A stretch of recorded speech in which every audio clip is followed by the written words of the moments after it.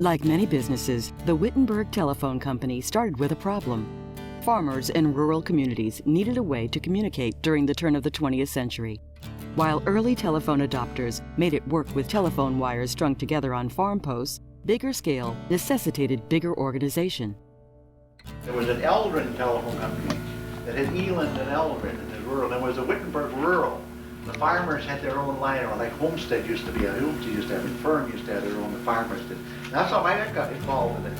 And Grandpa Charlie, he was the treasurer of that thing. It was just the farmers took care of it themselves. There was one old guy that took care of it. He came over with a horse and wagon one day. He was sick of working on it. He'd give it to my grandpa. He says, here's a wire and insulators and a couple of old phones, you know, these long some batteries and that they had.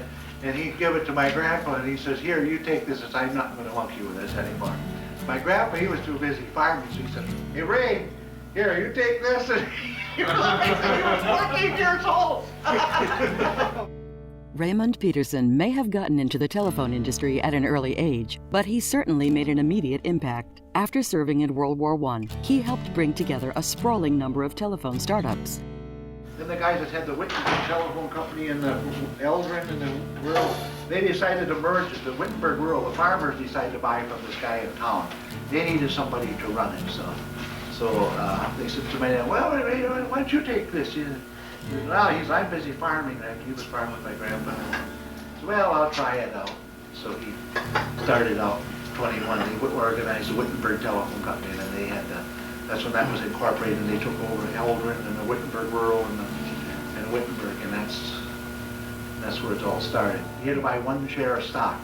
The Wittenberg Telephone Company was born in 1921 under the ownership of a small group of shareholders and the guidance of Peterson. In 1921, there was a switch that was purchased and placed in the upper level of a store on Main Street. And that's where the operators were. And they would have a cord board, which they would pull the cord out and put it into a different slot to transfer the call. Then on the exterior, they had telephone wires that were mounted on telephone poles. There was nothing buried underground at that time, and everything was aerial and went to the individual homes, and that's how you communicated. The early telephone experience was revolutionary for its time, but quite primitive compared to today. The old magneto crank phones, they were the big wooden ones on the wall, and you'd crank it. That would send a signal to the operator that you want to make a call. The operator would want to say, number please. And most people gave a name, very few gave a number because the operators were sharper on that than most people were. But yeah, that's how you did it.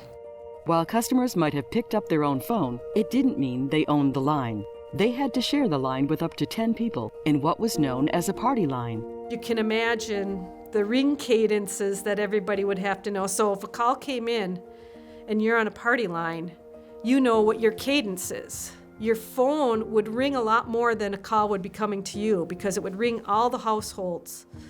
You would only pick up when it was your, pattern of ring to grab the call. Well, there were many folks that would lift up and listen in. But just because there were many customers on a party line, that didn't mean the phone was exactly ringing off the hook. It was a different era. When we first wrote, we took these little sheets and it was like a penny postcard.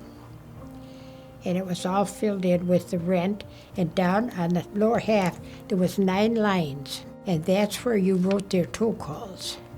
If it had over 9, you had to take a piece of paper and put it together, and then it was put in an envelope. Otherwise, it was actually sent out as a postcard. And there were many times the 9 lines were used up. People didn't make calls like they did today. The Wittenberg Telephone Company gradually expanded its customer base during the first couple of decades and then significantly grew with a partnership with the Niagara Telephone Company in 1941. 1953 witnessed the construction of the company's building that remains its home today. They got an automatic step-by-step switch, which was this beautiful mechanical behemoth that would take up a large room. It was a series of mechanical levers.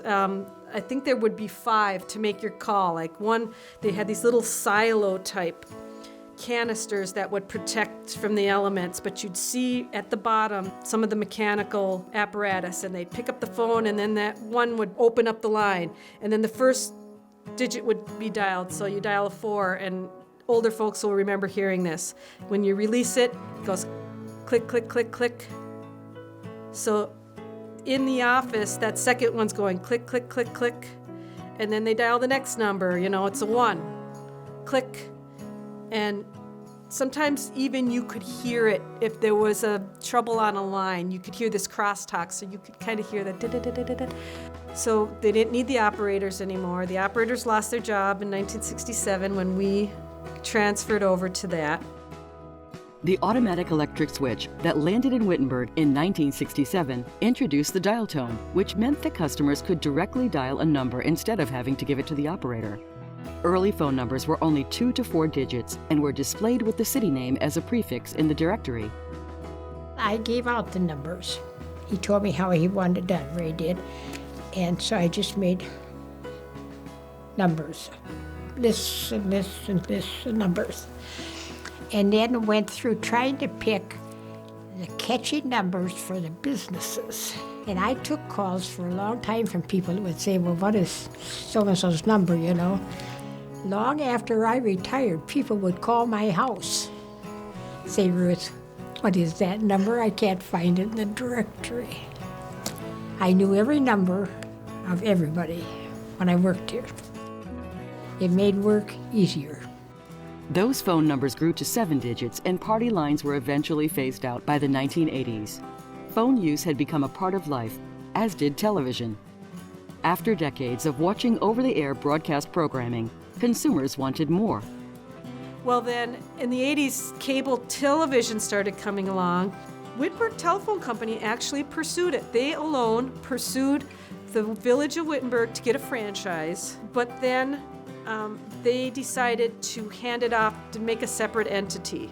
And my father is of the opinion, we do not want this community asset to get in hands of outside large faceless corporations, and then, we're stuck. I was one of the stockholders. There was an independent company, Wittenberg Cable TV at the time. We got stockholders together and raised some money and put cable TV in Wittenberg. And then 1987, I believe, is when we sold it to Wittenberg Telephone Company, because I was doing it as a kind of a side job, and we were getting up to 300 customers at the time, which was bigger than we ever thought it was going to be. And so Wittenberg Telephone Company bought it, and now a lot of the cable TV is on the fiber optic going out to all the rural areas. Fiber optic cable took hold in the 1990s in Wittenberg thanks to its highly improved speed and efficiency. In 1991, fiber optic cable enabled education technology that was decades ahead of its time.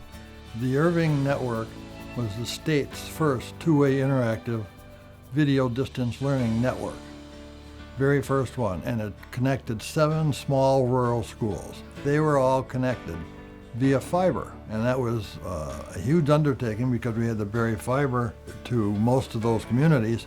Wittenberg was one of those 7 companies that participated in that, and that was a milestone. 3 TVs in each room, so a teacher could teach their class plus 3 remote classes simultaneously. So in Bowler, for example, where they only had 1 or 2 students that wanted to take German, the Clintonville German teacher could teach German and have those 2 students participate and get that class that they couldn't have gotten before. Another milestone that Wittenberg participated in as it relates to fiber is the purchase of the Antigo fiber network. And the city of Antigo built their own fiber network, and they were trying to provide fiber to their customers in Antigo in competition with their local telephone company. And it didn't go well. They were losing a lot of money, and we came in and purchased the network, and within a few years it was profitable, and it's growing, and it's a major piece of our network and our customers today. The Wittenberg Telephone Company dipped its toes in the cell phone business, but instead found profitability in renting out cell phone towers to regional and national providers, in addition to renting access to its fiber network. As technology has skyrocketed in the past few decades, the company has kept up. Landlines aren't our primary products anymore. It's more broadband internet and what the consumer needs at home.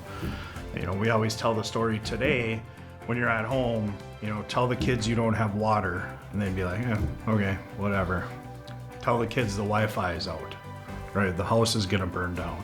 When I came in, it was set up well because of all the change that they've handled to that point, and we continue to adapt to that change. In the, you know, just over coming up on, I think it's 3 years this year that I've been here. The bandwidth usage, so our uplinks to the internet from the company as a whole, has increased 250%. When I got here, we were like 2.5 to 3 gig of traffic on a peak night. Now we're peaking at almost 8.5 gig this previous week, and it continues to go up. Technology and consumer habits have changed dramatically since Ray Peterson started the business in 1921, and even since the days of his son, Sidney, who oversaw the operation until his passing in 2007.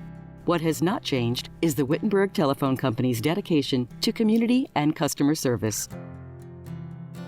Every year, one of the guys take the bucket truck, go up and down all the streets and hang every single Christmas light, every year, you know, and they would just do that for the community. We're just like a hometown company where everybody knows everybody, and you come in and you maybe talk about the ball game last night, or you talk about what happened at church the day before, or you know, it's just, they just want to come in and talk.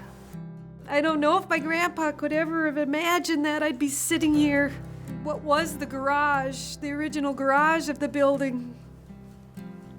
Talking about how this is still a major family-owned and locally owned company. I know my dad would be proud. From party lines to broadband internet, the Wittenberg Telephone Company has connected the community, checking in with other farmers, phone calls to family members, emails around the world, and more recently, connecting the community in the midst of a global pandemic. 100 years and ready for more as the Wittenberg Telephone Company enters its next 100 years as Cirrinity.